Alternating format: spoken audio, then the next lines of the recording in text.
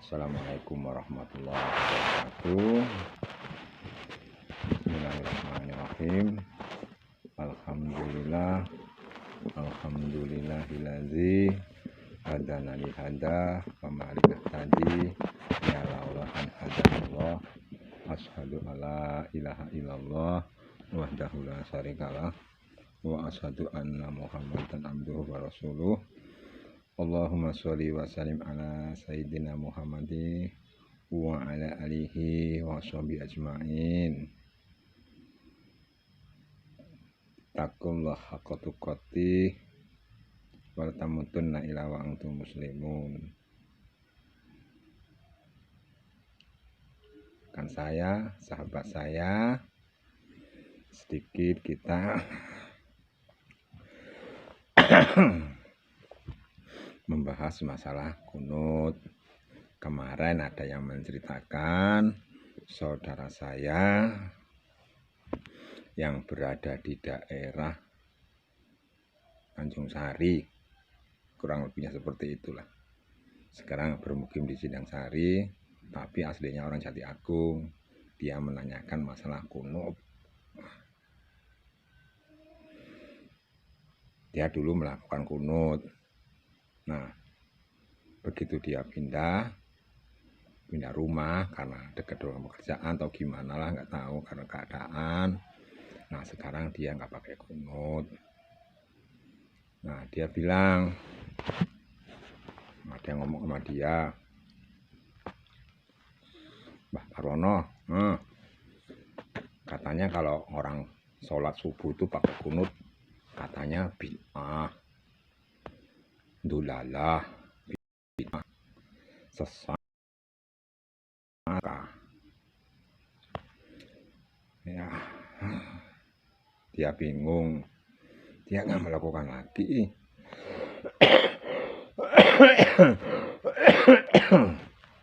Tapi setelah dia pulang ke daerah Jati Agung, dia pakai kunut lagi. Nah, dia bingung. Gini ya, rekanku, saudaraku,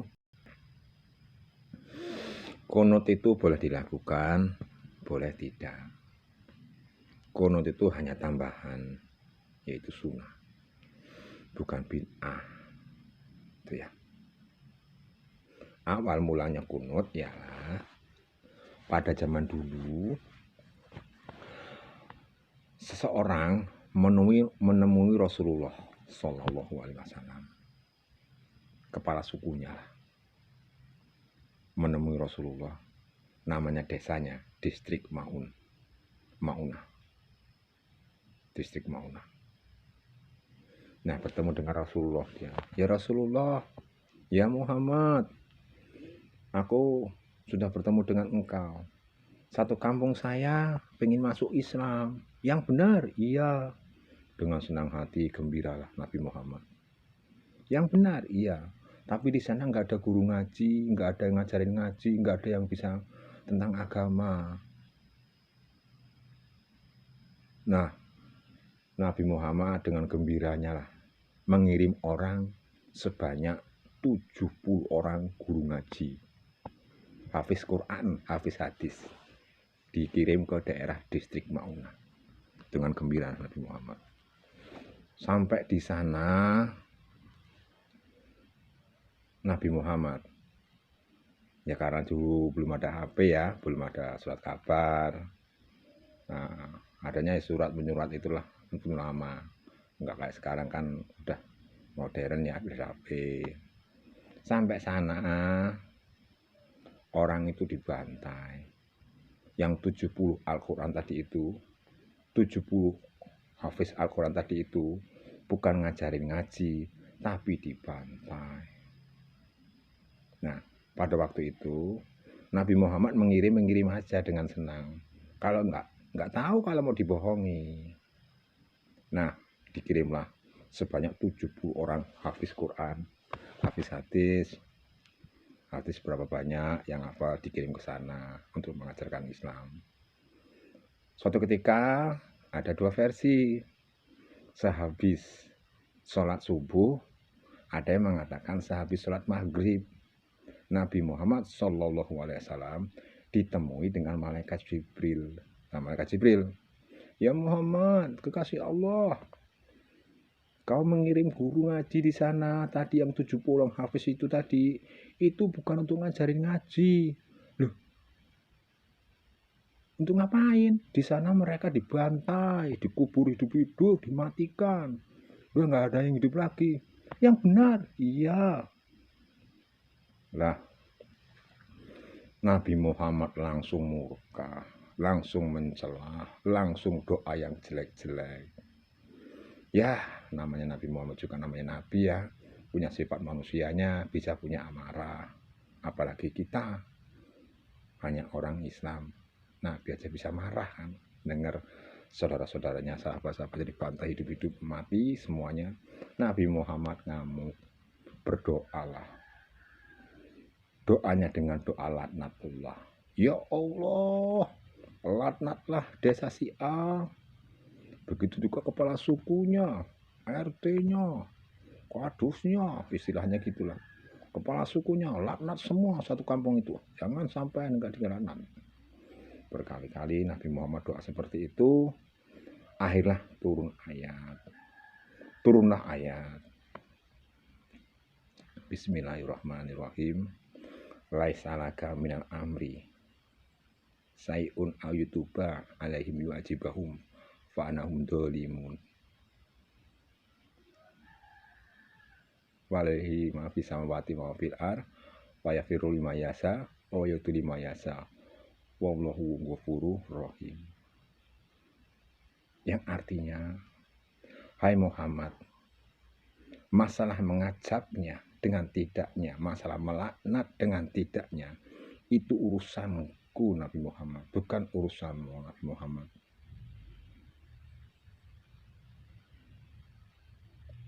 Aku memberi gelar orang itu zalim, itu urusanku Nabi Muhammad. Wallahu fis samawati wa fil ar. Allah tahu yang di bumi, yang di langit, yang ada di langit dan ada yang di bumi. Yasa, Allah merahmati siapa yang dikehendaki, wa yudhillu mayasa, dan Allah akan melaknat siapa yang dikehendaki. Wallahu ghafurur rahim, Allah lah Maha Pengampun. Turun ayat itu. Ayat berapa? Surat apa? Golek ana dhewe. Eneng kok itu.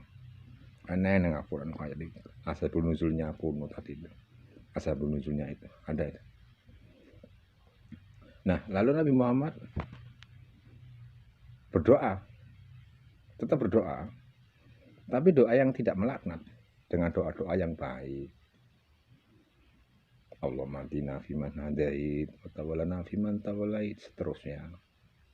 Dari doa yang tadi menghujat, yang kurang bagus atau yang tidak bagus, berubah menjadi baik, disebut kunut. Berarti kunutnya. Nah, setelah itu Nabi Muhammad Rasulullah SAW wa khataman nabiyyin itu enggak melakukan lagi doa kunut. Tapi Nabi Muhammad mengajarkan para sahabatnya dengan cucunya Hasan Husain, dengan Fatimah yang diajarkan, dengan yang lain yang diajarkan.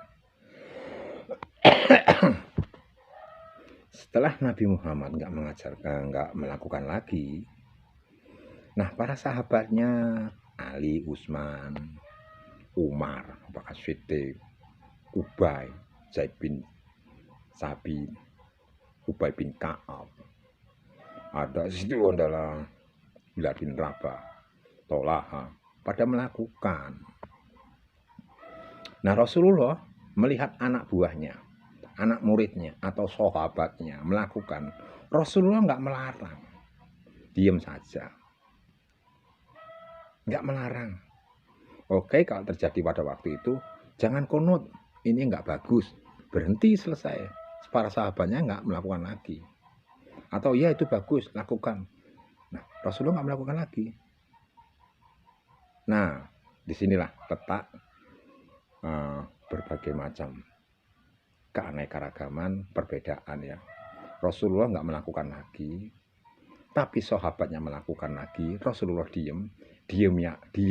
diamnya ini melambangkan ada yang setuju dan ada yang nggak mengatakan, nggak mencela. Nah, sahabatnya melakukan, Rasulullah nggak melarang. Nah, para sahabatnya melakukan, generasi ke generasi pada melakukan, adalah generasi yang namanya Abu Hanifah. Ketika itu Rasulullah nggak melakukan kunut, dan Abu Hanifah nggak melakukan kunut, karena dia mencontohkan Rasulullah nggak melakukan lagi, dan Abu Hanifah nggak melakukan. Ya, Abu Hanifah nggak melakukan. Lahir di Irak, meninggal di Irak kalau nggak salah Abu Hanifah itu. Lalu generasi seterusnya Abu Hanifah punya anak murid namanya Maliki. Imam Maliki, anak muridnya Abu Hanifah, dia melakukan. Nah, Imam Syafi'i namanya Abdullah. Imam Syafi'i itu nama aslinya Abdullah bin Idris bin Abbas bin Umar bin Syafi' bin Musayyad bin Ubay bin Abdul Latif bin Abdul Muthalib. Jadi masih keluarga besarnya Nabi Muhammad dari Mbah Abu Muthalib. Imam Syafi'i melakukan.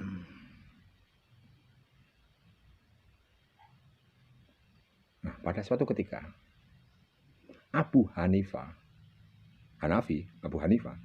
itu berkunjung ke tempatnya Imam Maliki dan Syafi'i. Kedua anak murid ini dikunjungi. Mereka sholatlah berjamaah di sana menjelang pas subuh. Melakukan pakai kunut. Nah, muridnya Abu Hanifah tanyalah kepada Abu Hanifah, ya Abu Hanifah, kenapa imam melakukan kunut sedangkan di sana nggak pernah? Aku menghormati mereka berdua karena mereka pakai kunut, dan melakukan kunut itu nggak apa-apa, nggak bid'ah, nggak sesat, nggak neraka. Tuh. Begitu Imam Maliki dan Syafi'i berkunjung ke tempatnya Abu Hanifah, dikiranya anak buah Syafi'i sama Maliki ini mau kunut. Ternyata tidak. Dan Imam Syafi'i ditanya dengan anak murid itu, loh kenapa nggak kunut? Biasanya kan kamu pakai kunut, Imam. Aku menghormati Abu Hanifah. Dia nggak pakai kunut. Nggak apa-apa, nggak pakai kunut. Nah,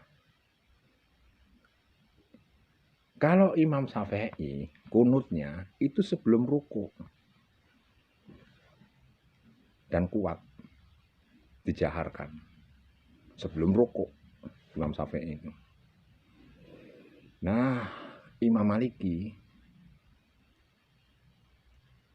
kalau Imam Syafi'i sesudah ruku ya, sesudah ruku Imam Syafi'i itu. Yang lagi ruku lalu bangun kunut ya. Itu Imam Syafi'i sesudah kunut, sesudah ruku. Nah, kalau Imam Maliki itu sebelum ruku. Dan saya pernah melakukan itu. Saya jadi imam waktu di desa mana gitu subuh ikut dia pakai kunut. Tapi kunutnya pelan.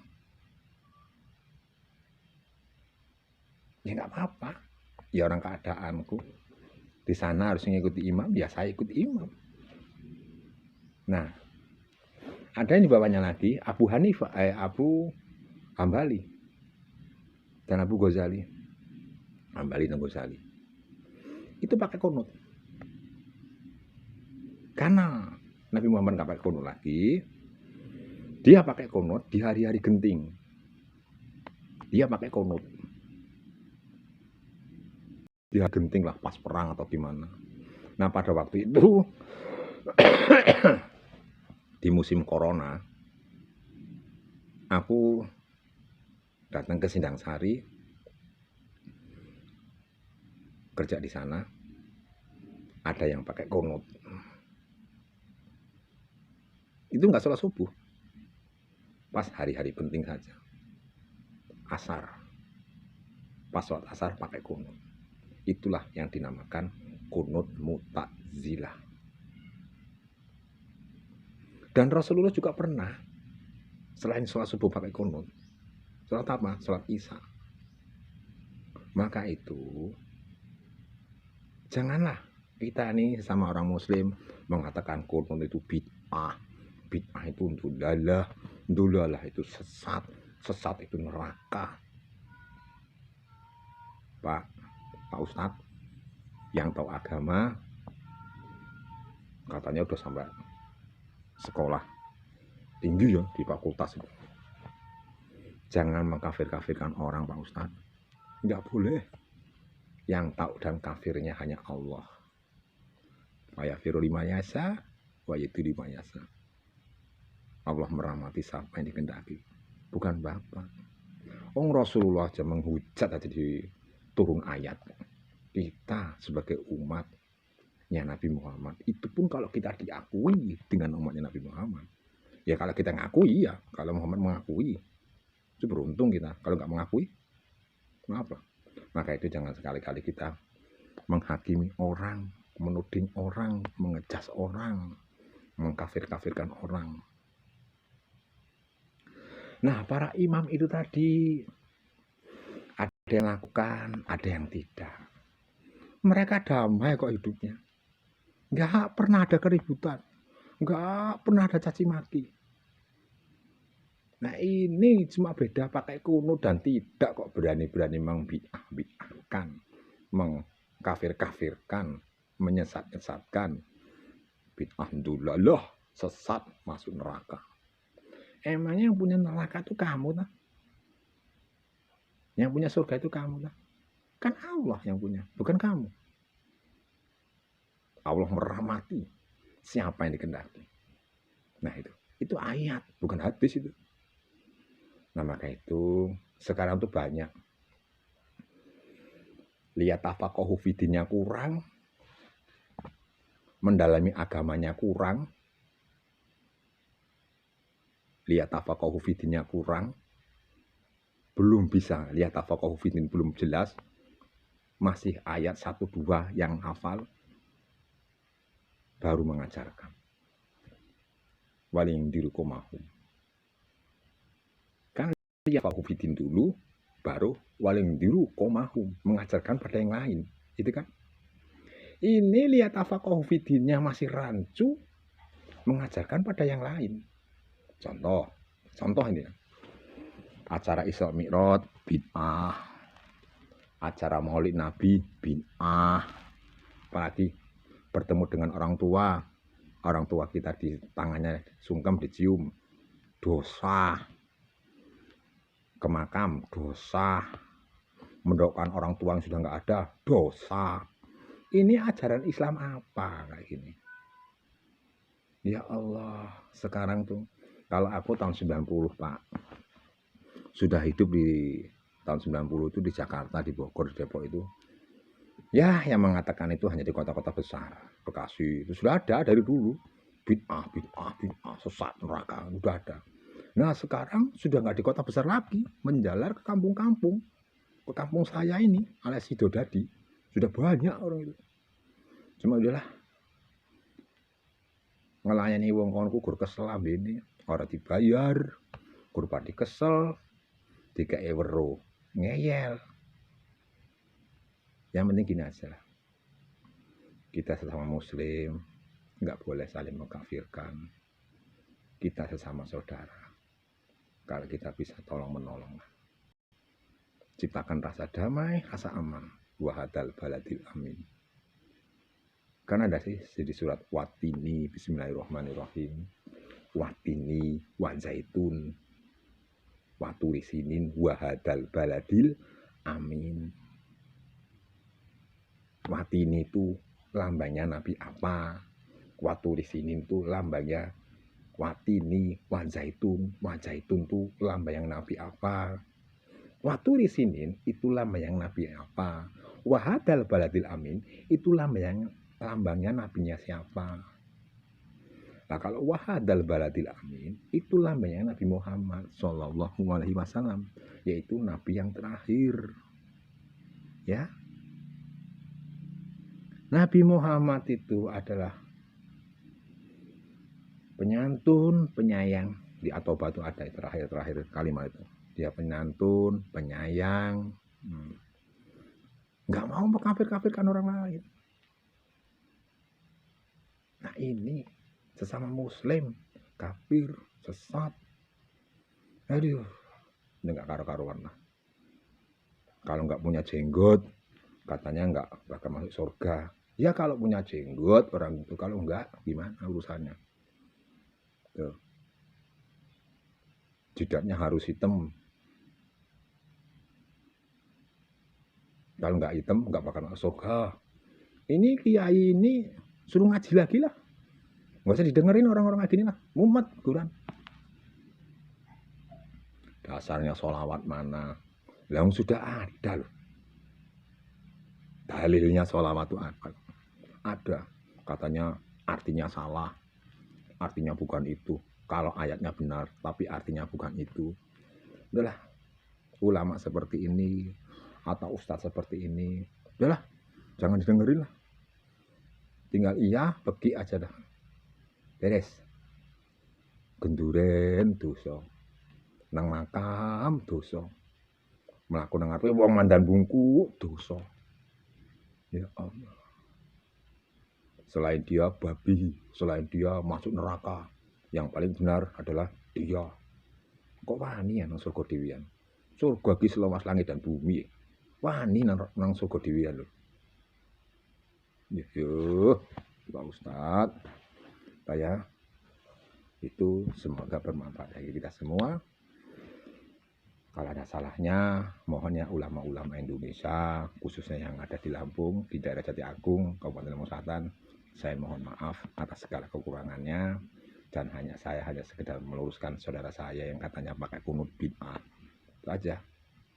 Ya, Assalamualaikum warahmatullahi wabarakatuh. Semoga bermanfaat bagi kita semua. Jangan sampai ada dendam, oke?